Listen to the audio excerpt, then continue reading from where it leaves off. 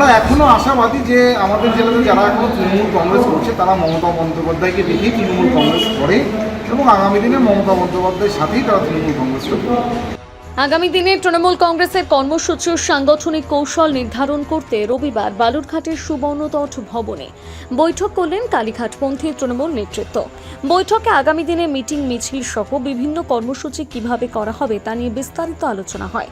বৈঠকে উপস্থিত ছিলেন কুমারগঞ্জের বিধায়ক তোরাফ হোসেন মণ্ডল, কুশমন্ডলের প্রাক্তন বিধায়িকা রেখা রায়, দক্ষিণ দিনাজপুর জেলা পরিষদের সভাধিপতি চিন্তামণি বিঘা, গঙ্গারামপুর বিধানসভা তৃণমূল প্রার্থী গৌতম দাস, প্রাক্তন তৃণমূল জেলার সভাপতি মৃণাল সরকার, বালুরঘাট পুরসভার চেয়ারম্যান সুরজিৎ সাহা সহ জেলার বিভিন্ন এলাকার তৃণমূল নেতৃত্ব কর্মীরা।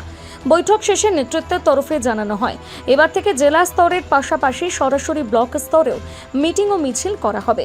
তাদের অভিযোগ, রাজ্যের সরকার পরিবর্তনের পর তৃণমূলের বহু নেতা কর্মী মিথ্যে মামলায় ফেসেছেন এবং অনেককে ভয় দেখানো হচ্ছে। এই পরিস্থিতিতে দলীয় কর্মীদের পাশে দাঁড়িয়ে সংগঠনকে আরও সক্রিয় করার সিদ্ধান্ত নেওয়া হয়েছে বলে দাবি নেতৃত্বের।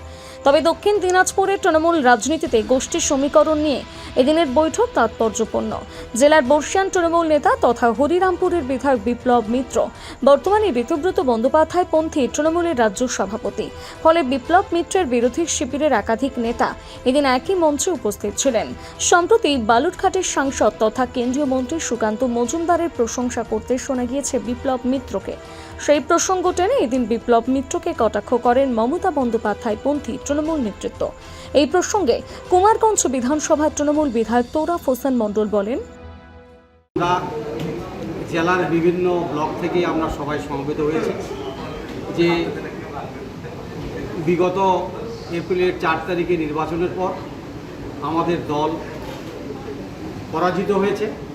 আমরা কিছু সংখ্যক বিধায়ক আমরা জিতলেও রাজ্যের একটা পালাবদল হয়েছে। সে পালাবদল হলেও যেমন ধরুন দীর্ঘ 34 বছর বাম রাজত্ব করেছে, সেখানে বিরোধী দল ছিল, বিরোধী দলের ভূমিকা ছিল।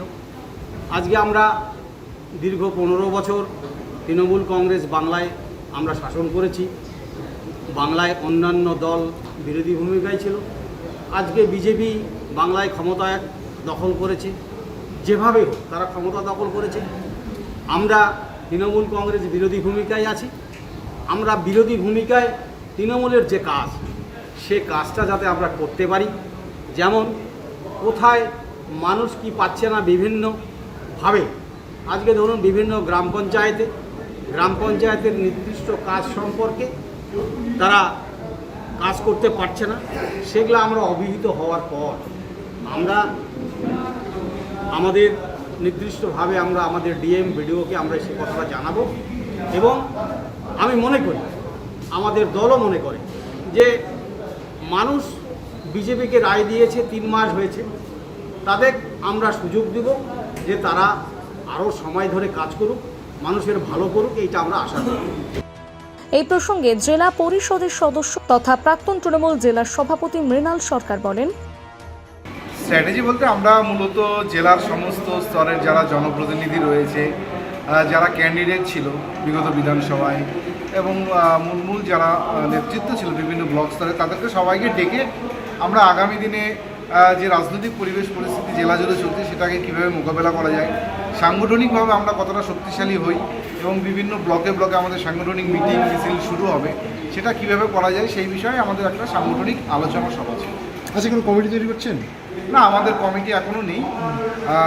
আমরা কমিটি এখনও আমাদের রাজ্য থেকে অনুমোদন হয়নি। অবশ্যই যখন হবে তখন আমরা জানতে পারবো। দাদা, একটা বিষয়, এই জেলার যে বর্ষিয়ার নেতা ছিলেন বিপ্লব মিত্র, তিনি ঋতুব্রত তৃণমূলের রাজ্য সভাপতি হয়েছেন, কীভাবে প্রতিনিধিত্ব হবে?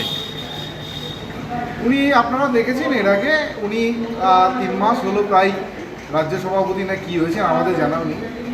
জেলাতে একটা সভা মিটিং করতে পারেননি। জেলার কোনো স্তরের নেতৃত্ব কর্মীরা ওনার সাথে নেই, উনি প্রমাণ পেয়েছেন এবং জেলাতে ওনাকে দেখাও যায় না। আমরা এখনও আশাবাদী যে আমাদের জেলাতে যারা এখনও তৃণমূল কংগ্রেস করছে তারা মমতা বন্দ্যোপাধ্যায়কে দেখেই তৃণমূল কংগ্রেস করে এবং আগামী দিনে মমতা বন্দ্যোপাধ্যায়ের সাথেই তারা তৃণমূল কংগ্রেস করবে। উনি কেন কি প্রশংসা করলো আমার জানা নেই, প্রশংসা করতেই পারে, কিন্তু আমার মনে হয় এটা আরও কাছাকাছি আসার একটা প্রবণতা। বালুরঘাট থেকে রিপন ভৌমিকের প্রতিবেদন, নিউজ টুডে।